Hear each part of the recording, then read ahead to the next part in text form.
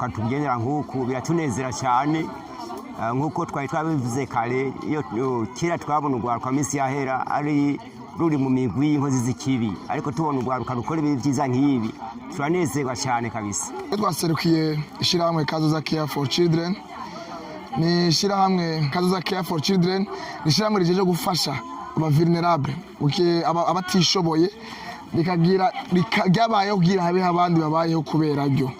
Kazoza tubamenyereye muramvya umunsi tubasanga Sororezo muri mubiki.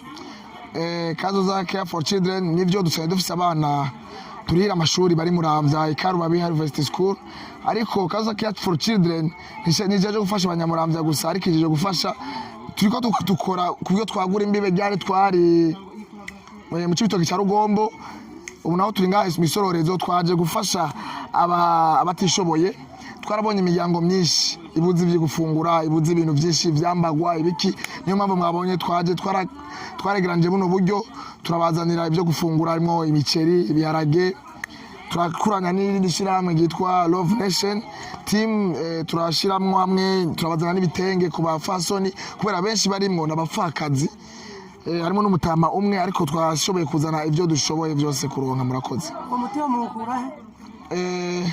Bwa mbere na mbere ngo ibyo mwe mwera yamana twe n'ibyo twama, kandi mwe mwera ya mu rukundo, urukundo rurimo muri twebwe dusanze turimo n'impano y'urukundo dufise, siko dufise byinshi ariko nuko dufise umutima w'urukundo twahawe na mwe mwera. Bamwe muri Kazoza batari mu Burundi bari mu diaspora mukora gute?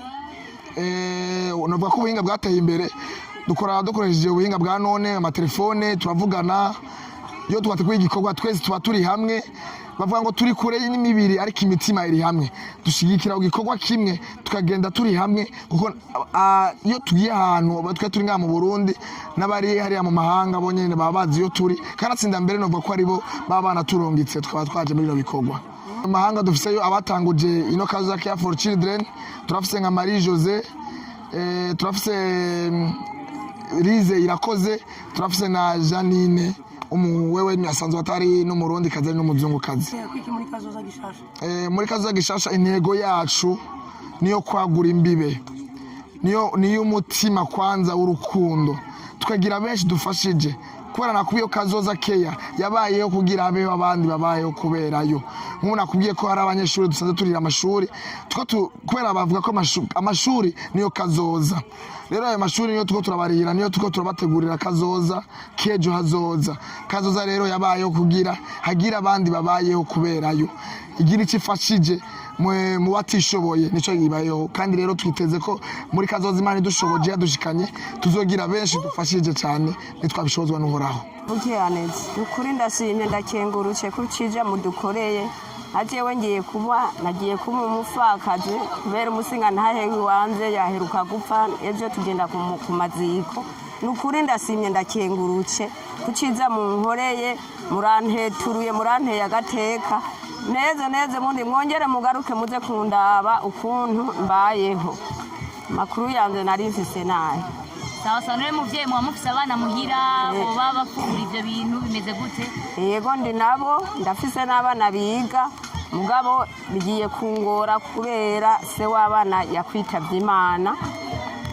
Uniforme twose urumva ntibagira, nari naroza abagira neza nk'uko nyene kwiwanyu bari babaguriye uniforme. Kuri nagira uko soboye kose nkemera ngacingera umugabo abana bagafungura.